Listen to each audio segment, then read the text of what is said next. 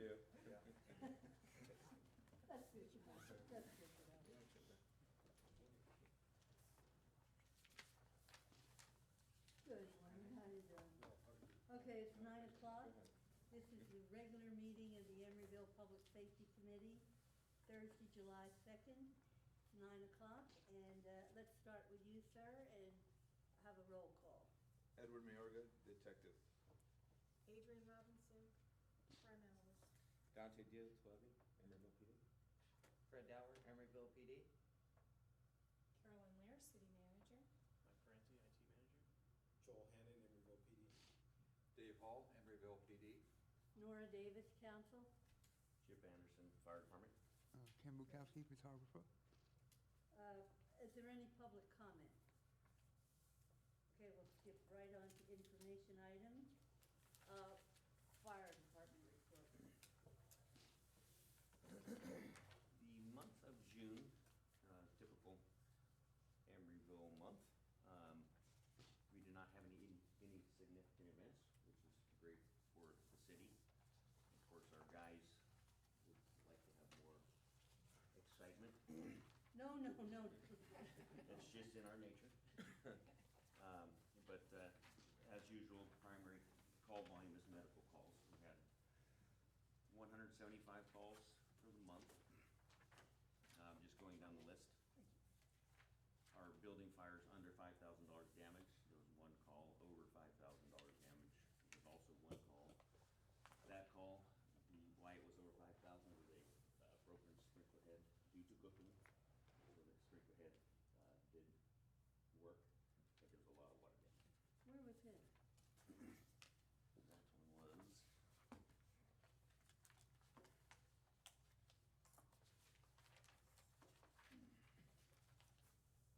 $3610 Delta. That's a new building. One is, their sprinkler heads are already broken? Well, due to cooking, yes. How does that happen?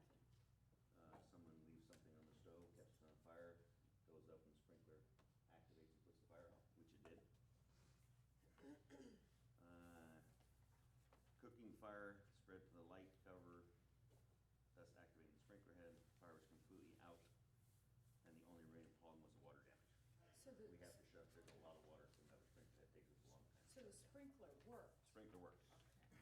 98% of the time sprinklers do work. The problem is water damage. So Bill starts navigating from floor to floor.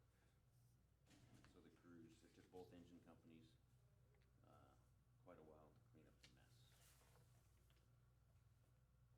That was that one. That was the one over 5,000 in damages. I have a question, and this unfortunately goes back to May, but it says here that you had 53 simultaneous alarms in May. Isn't that excessive? You talking about false alarms or Yeah, alarms, period? Yeah, these are simultaneous alarms. And that looks a little excessive. I don't wanna take the time now, but Yeah, we'll look at it. can you bring it back next month? And let It's not us- simultaneous. It was for the entire month. There was probably 53 alarms Yeah. of fire alarms, malicious and or regular fire alarms. For example, this month we had 38 false alarms. Those are just alarms in general, whether someone pulled the whole station or it went into alarm from a smoke detector.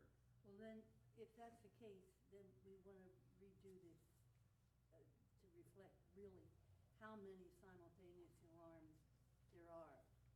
If there's not 53, if there's only 10, that makes a substantial difference in terms of what Alameda County Fire is doing for Emeryville. Yeah, anyway, we'll look into that one. Okay. This one here says, for this month, 47.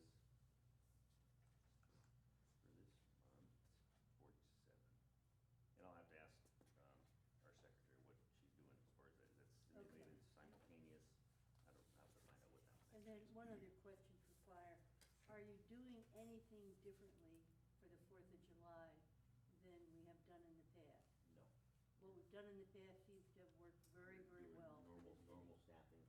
We're all on alert. We'll have a, what's called an emergency plan. And with that said, I distribute it tomorrow to all of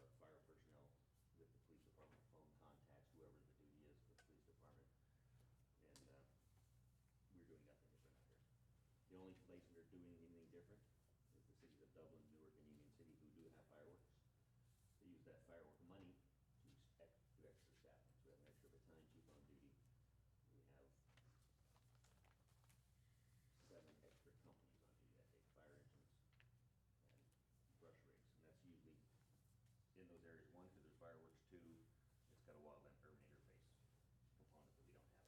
We have the hills, the grass, and the brush. And are we gonna have an engine out at the Marina Park? We're gonna have both engines kind of making a visit, one at a time. Okay, Not but both. we're still covering the east side, Yes, all right. primarily from the station, which is a minute and a half to get here.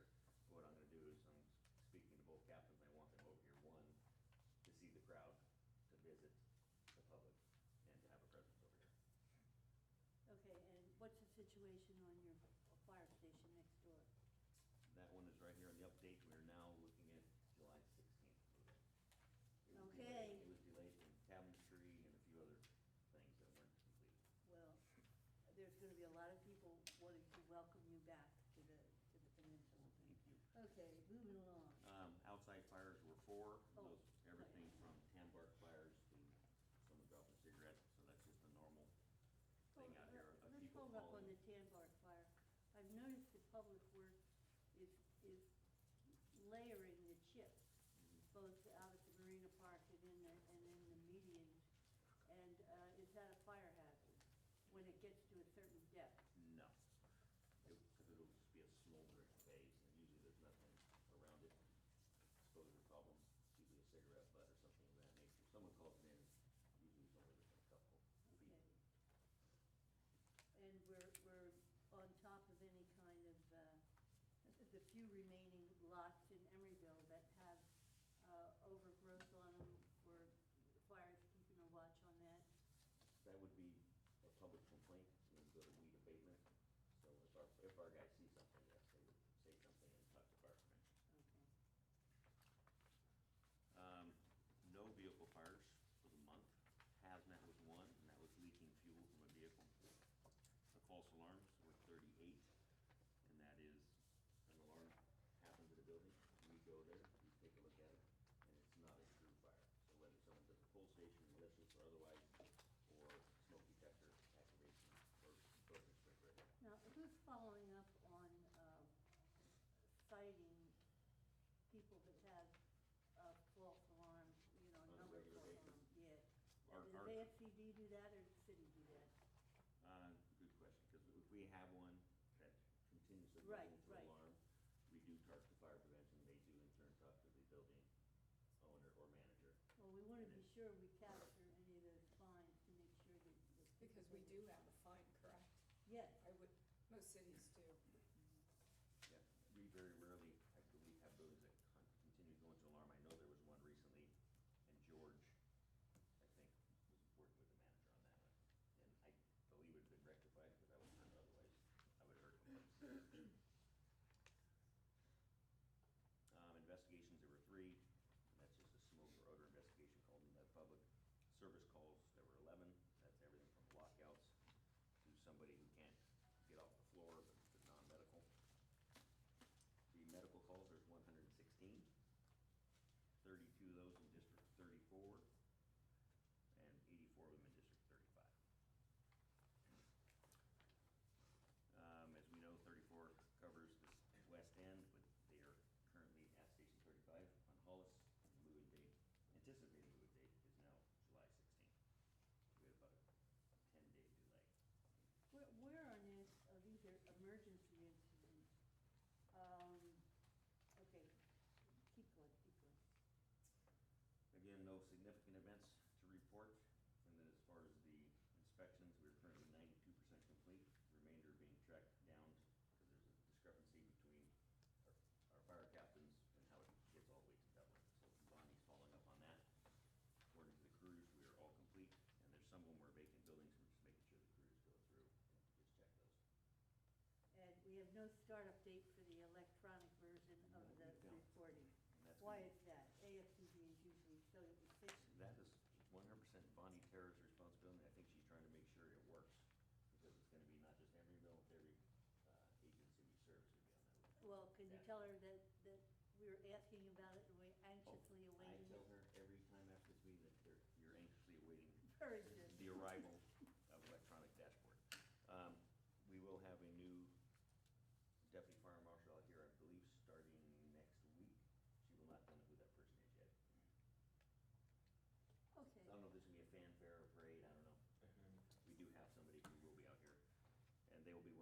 building department,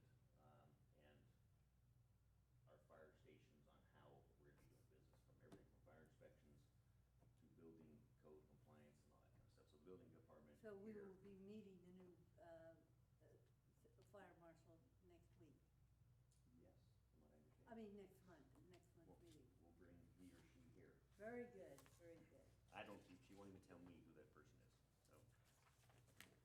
I'm anxious myself. Any other questions or any other comments? Okay, let's move along to the police department report. Dave? Yes, this report is on the overtime for the month of June, and as compared to the month of May, it's almost cut in half. The month of May, 32,500, and overtime, and for June, 18,700. That's attributable to a number of things, not the least of which is effectively managing overtime. Also, the impact of the 12-hour shifts, the fact that we're not mustering for protests quite as often as we did in the past for those outside the city of Emeryville. And also, we've experienced a decrease in sick leave. So all of that adds up to a decreased use in overtime. So we're looking pretty good. And what's our situation on overtime on July 4th in terms of the staffing for July 4th? We're, in fact, Joel can give you a full-blown report on staffing, but what we did is analyze every position that we have required coming in on overtime to make sure that we're not overstaffed, but make sure that we're adequately staffed. And I think we have five people, Dante, that are not required to work, that typically would be required in past years, so we're saving overtime on 5 staff positions, but still being able to adequately control traffic, pedestrians, and so forth around the event, particularly on Powell Street and the marina, because as you know, that's where, at least is what I'm told, that's where most of the activity takes place. The issue for us is not so much what people are doing while they're participating in fireworks and picnics and so forth, it's getting out of here all at the same time. And the congestion that's created up by the Shell station, going underneath the bridge, going back to parked cars and so forth. And that's our greatest responsibility, is making sure that pedestrians and vehicles get out of here safely. So the greatest impact typically is at the end of the event. These people flow in before, and it's when the event is concluded, everybody wants to leave at once, and then it's like trying to get all the marbles out of the jar at the same time. It just doesn't work. So that's where our most significant role is. Any other questions for the chief on overtime? Okay, Joel, did you want to make any comments on the staffing? As the chief said, we were able to reduce, and we reduced staffing by actually 7 this time. So 7 people, but we expect that we will still be able to provide the quality of services that the city of Emeryville and the community have come to expect.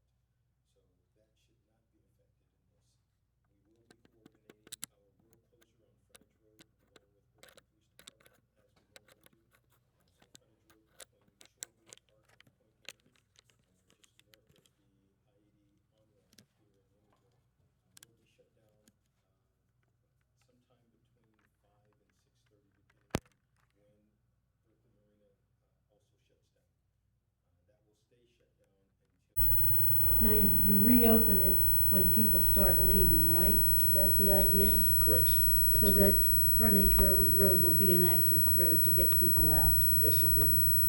And we will continue to route vehicular traffic through the Watergate Towers parking area. They have allowed us that private property access good. again. So that will facilitate an easier route of egress from people and try to help alleviate some of the backlog on Powell Street that we usually experience. And are you using any volunteers, any of our? We have one volunteer that we are using this year again. We are going to be in the future working to make sure any other volunteers that we have are available and out and about. So, What is our situation on volunteers? How many do we have that have taken the training that want to assist? We just graduated the Citizens Right. Academy class, so we're taking applications for volunteers. And how many were in that graduating class? We had 12 people. Oh, that's good, Yeah. Fred. Yeah, so we'll see how many actually are typically, what we saw was about 15 to 20% of the people were interested in being volunteers in the previous classes. And then once they found out that they actually had to get their fingerprints taken, that went down to 10%. And so we ended up with three volunteers at one point. One of them has since moved on. One passed away, and so we have currently one active one. But I think we have about 5 or 6 people that expressed interest in volunteering in one manner or another out of this academy class. So like I said, we'll see what happens when they actually have to come in and do the fingerprints. When I showed them the live scan room and said, "This, for those of you that want to volunteer, you'll be in here, and we'll go ahead and take your prints." And I got a few people that gave a Well, rather. that's pretty interesting. Yeah, really? You have to take my fingerprints? And we're actually looking to start another Citizens Academy in a couple In the months. fall, Yes, right? yes. Good. Slow but sure. I mean, it's not numbers, it's the quality that we're Yeah. looking for. We had a really good class, so I'm actually hopeful. I mean, a lot of them were joking, we're joking around, but I think we did have a really good class, so I'm hopeful that we'll actually get a good group, a good volunteer group out of this one. I think that, if I may, I think one of the things you want to look at with the Citizens Academy is, what is its purpose? And what is the ultimate outcome? And one of them is to have the community understand what some of our roles and responsibilities are with greater insight. The other part of it is affords us an opportunity to develop relationships with community members. Exactly. A third element of that is keep them engaged in what's going on with the PD if they're interested. And I think that we've had prior citizen academies, and it's real important for us to find ways to connect with them. How is it going? Are you still interested in volunteering? So there's another element of this that we need to follow up on. So it's more than just having people go through a Citizens Academy and hoping we get volunteers. From my perspective, it's also keeping them engaged some way, keeping them informed, whether there's a little newsletter or an email, or whatever, to show that we're interested in the fact that they went through a Citizens Academy, and we are always open for ways for them to assist us. It takes resources to do that, but It does. it's It certainly does. very valuable. Right. Speaking of resources, how are we doing on the recruitment for new officers? We have 3 officers going through background right now. The next academy starts, I believe it's August the 31st. So we'll have 3, if everything goes well, we never know until the last minute, until they complete the entire process, but right now we're looking real good. So we'll have 3 additional officers starting the academy August the 31st. We have 2 officers in FTO training. They're scheduled to get out of FTO training, I think it's around the first part of September. I think they're progressing right about the same rate. One may be in the program a little bit longer. So regardless, right around the 1st of September, we're going to have 2 additional officers in the field that we don't have now. But that's also balanced out by speculation there may be 1 or 2 officers leaving here to go to other departments. So it's 2 steps forward, maybe 1 back. So we're making progress, but there's always something going on in terms of personnel. When you think you've got yourself just ready to go, something pops up we were unaware of. So around the 1st of September, we're going to be looking real good. Towards the end of the year, as the 3 people going through the academy, when they get out of that, get out of the FTO program, we're going to be in pretty good shape. Okay, when you say academy, which academy are you talking about? Alameda County Sheriff. Alameda County, okay, very good. Not local. No. Okay. Any other questions for Chief Hall? Okay. On the Police Department report. Oh. Body cams, that's the no, second part of the report. No, we're on this report, Oh. Adrian's report, right? Okay. Good morning. Good morning. We had 189 part 1 crimes for the month of June. It's a 7% decrease compared to the previous month. We're well above our 3-year average for the month of June. Year-to-date, we're up overall 23%. When you look at our, excuse me, violent crimes category, robberies, we're down 14% compared to the previous month. We're well within our normal range, which is between 5 and 7 for the month of June, over a 3-year average. This month we've seen at least 5 street robberies. Not all are, they're all at random. There are some similarities. So when you say it at random, there's no particular area of the city that is being targeted. It's Right. like it's they're up all on over. San Pablo and down on Shell Mountain, et cetera, et cetera. Yeah, they're all over the place. And what I see that's similar are 2 suspects. One has a gun, and they approached the victim and robbed the victim at gunpoint. But the suspects' descriptions are different. So that's telling me it's not the same 2 individuals, but we have similar robberies as far as method. We did have 3 female juveniles attack a woman at the public market. They tased her in the face and tried to take her purse. They fled the area, but we did arrest them shortly thereafter. And These I believe are they're female still, juveniles? yeah, they're like 15 years old, 14, 15 years old, and I believe they're still in custody at juvenile hall. Are they Emeryville residents? No, no. And then we had a carjacking that occurred that we did arrest 3 suspects, and 2 of which live in Emeryville, one on 64th, one on Vallejo, and then one lives on Marshall Street. In the pink house? I don't know. As far as aggravated assaults are down 60%. Year-to-date, they're down 11%. We did have a gun battle that occurred involving 2 suspect vehicles. We have a possible lead on 1 vehicle. And we had over at the Broken Rack, we had somebody get hit over the head with a pool stick. And we did arrest that suspect as well. As far as our property crimes, we had a 4% decrease in our auto burgs for the month of June.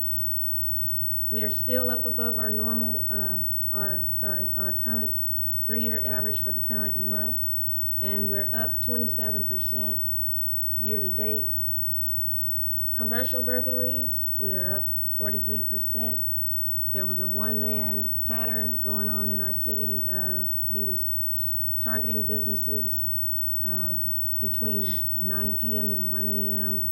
He'd pry the front door with a crowbar, go in and take laptops. He's in custody. Good, good, good. Yeah, but year-to-date, we're down 7% for commercial burgs. Residential burgs, there's no change compared to the previous month. Year-to-date, we're down 28%. Grand thefts, there was no change this month. However, we're down 6% year-to-date. Petty thefts, which we see a lot at the retail shopping centers, we're down 22% compared to the previous month, but we're still up 47% year-to-date. And that's because we had a spike in January and February, I believe it was. And auto thefts are up 140%, but that's from 5 the previous month to 12 in June. And then year-to-date, we are up 3%. And that's pretty much it. How are the, it's summertime, how are the shopping centers doing in terms of any problems there with juveniles, specifically Bay Street? Yeah, there hasn't been, we haven't heard of any reports of groups of them. We have your typical, thefts from some of them, but no big groups like the problems we used to have. Yeah, we're still getting them out of there, 3 or more. We did have a group come through after the parade for the Warriors, but and we believe they are the ones that shattered the NCAP glass on Christie that faces the 5600.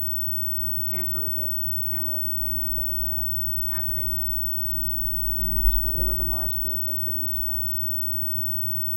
EPD showed up right after, and, actually was one of the ones that pointed the glass out while we were getting them off of the property, so. Other than that, and that, like I said, that was after the Warriors parade. There was a lot of people still out, so. But, you know, they're there and we're trying to work with them. We're trying to educate them and just let them know that we don't have a problem with them being there, but you clearly can't come here and disturb others to not want to be here, so. You have your few, and those are the ones we'll call EPD on when they just. Well, that's good news. That's good to hear. Definitely not like years ago. No, no. Well, Thank you know, God. it just takes persistent effort Yeah, day and we're after just day not after letting day them, to get the word we're not across. letting them pile up, and clearly when they're on bikes and they don't have locks and they say we're going to the movies, they're not going to the movies. But a lot helped with Emeryville go around to reducing those hours, because we're bringing groups of them over late at night when there's clearly nothing going on. So reducing hours helped that greatly. Good, good. Okay, now update on the body cameras, Dave. Yes, we had a meeting, Ian and I had a meeting with POA and their representative yesterday. We did some more word crafting and discussing some of the policy issues. We're gonna do drafts on notes that we took from the meeting yesterday, meet again on the 7th, and I think that we're just that close to having a policy on what they call now body worn cameras. And so I'm real optimistic that in very short order we'll have a policy, we'll get the cameras issued, and get on with the program. So I can anticipate at that August public safety meeting that there will be a policy. I'm optimistic about that. Because the community really is very much in favor of this. Yes. And once and this community is a little different from Oakland. I think our community wants it more as a protection for the officers. Because of certain events that have happened. But so I hope, let's put this on the August agenda again, because this is a point of real interest to the community. And we want to see our police wearing these cameras turned on. Okay. If I may, too, Nora, the fact that the officers are also very interested, and the POA is also very interested. We want to get this policy. We want to do it right. Yes. You know, we correct. don't want to rush to Right. judgment, but on the other hand, we don't want to spend all of our time word crafting. Yes, agreed. There's a happy medium in there, hopefully it'll be August. Yeah. Okay, guys. Yes. And moving on to the IT projects. Good morning. Oh, there you are, there you are, Michael. I was asked to give a brief update on IT projects that are sort of under my umbrella that cross over to the police department. So we have several ongoing right now. The biggest one is actually managed by the police department. We're assisting with the 911 system upgrade. That's slated to go live on July 29th. They're working on that now. You've probably seen AT&T. Give us a little more information on the update. What is the significance of the improvements in the update? The system we have is about 7, 8 years old. It's about 8 years. yeah. Obsolete. Yeah. Obsolete, and so it's replacing all the hardware and the connections back. If you want to provide more information on that's pretty much the That's- brief overview. And what's the status now? With the cell phones, if people call 911, it still goes up to Vallejo? No, most of them are now directed to the local agency. Wonderful, And, wonderful. In fact, we just did, Sprint is putting in a new tower on the south end of town. And so we're gonna be, part of the way that the tower is directed, we'll be receiving part of those calls. A little bit of it spills over into Oakland, with the way that the coverage is, but the majority of the coverage of that tower, facing north is Emeryville. So we'll route the calls. Well, that that's come in critical, Oakland. especially in that part of town. Yeah, so we will have, Sprint will have coverage there, and that'll go directly to us. The new 911 system is going to have mapping capabilities for wireless 911 calls. That's one of the significant upgrades for this particular So that system. if somebody calls from the distribution structure, they'll be able to be pinpointed exactly where on the structure they are? Will be able to be pinpointed, the geographic location will be based on the information that is sent from the cell phone. So if you have a good GPS signal from the cell phone, then you'll be able to determine where they're at. Well, that's The map- gonna be a the help to mapping will show fire. where it's at. Can be help for both PD and fire. Yeah, be a And- help to everybody. And IT had some, we had some software that was already available for the city that actually has 3D mapping capability. So we'll be integrating, we'll be able to integrate that as well. Excellent, excellent, go ahead. So the other major project we're doing right now is upgrading the computers in all the police vehicles. We have new tablet computers purchased. The existing computers are about 8 to 9 years old, I believe. They're fixed mount. Obsolete. Fixed mount screens. They're kind of fading and starting to fail, so we purchased a new fleet of computer tablets. They're 12-inch color screens with cameras. They can be removed. They're ruggedized, so they're supposed to be drop-proof. I don't know how, we haven't tested. We'll find out. Yet. Yeah, we figured it'd be about a week before somebody drops one, and we'll see how good Are the they drop all is. installed? They're not installed yet, no. We're working with the county and the DOJ to make sure we get the proper authorization to get them connected. Oh, the DOJ's paying for this? No, they're not paying for it, but they Oh, control shoot. the access back to the system, so we have to make sure we follow their rules and get them approved. As part of that, we're gonna reconfigure the way the vehicles connect back to our network, so we're gonna be increasing the speed that they connect from a 1.5 megabit connection to about 30 or 40, depending on where they are in the car, so they'll get great improvement. New hardware, new connection, they should be kind of night and day from what they're using currently. And internally, we're doing some small network enhancements, upgrading the firewall, changing the wireless connectivity in the building, things like that that are kind of, not public impacting, but they're helpful for the officers to do their jobs better. Well, in terms of IT, how, are any of our improvements improving our ability to talk to other agencies like Oakland and the county? There are several data sharing initiatives that are happening right now. We just signed a contract for another company called Leap. I can't remember the vendor, but Leap is the product. And so there's a lot of agencies in the area that are letting their data into this pool that's run by it's a CIA cloud or an FBI cloud? FBI. FBI cloud. FBI. So it allows some cross-agency searching. And Well, I think what I'm Dante and Adrian thinking probably of can speak to that better than I can. Is the interaction when substantially threatening events happen, like the Oakland fire or like an earthquake, our ability as city public safety people to interact with the county, with Oakland, with Berkeley, where is that? Do we have that facility, that ability to interact with these other agencies? Our current radio system that we use, we have the ability to communicate with many of the outside agencies. Oakland is still in negotiations or talks with the county so that they can get on that system. However, our cars are equipped with Oakland radio so that we can communicate directly with Oakland. We also have some portable radios, handheld radios that we can use so that we can effectively communicate with Oakland. Berkeley, But it's all kind of the a others, yeah. jerry-rigged system No, until it's- Oakland starts. It's not really jury-rigged. It's a working. They call it e-brakes. I can't tell you what the acronym stands for right now, but it works, and it works very well right now. And we're just waiting for Oakland to get involved. Every other city in the county that I'm aware of is on that system. We're just waiting for Oakland. But our connection with Oakland, we It's solid. kind of divide our own system by which we do that. Yes, we do. Okay.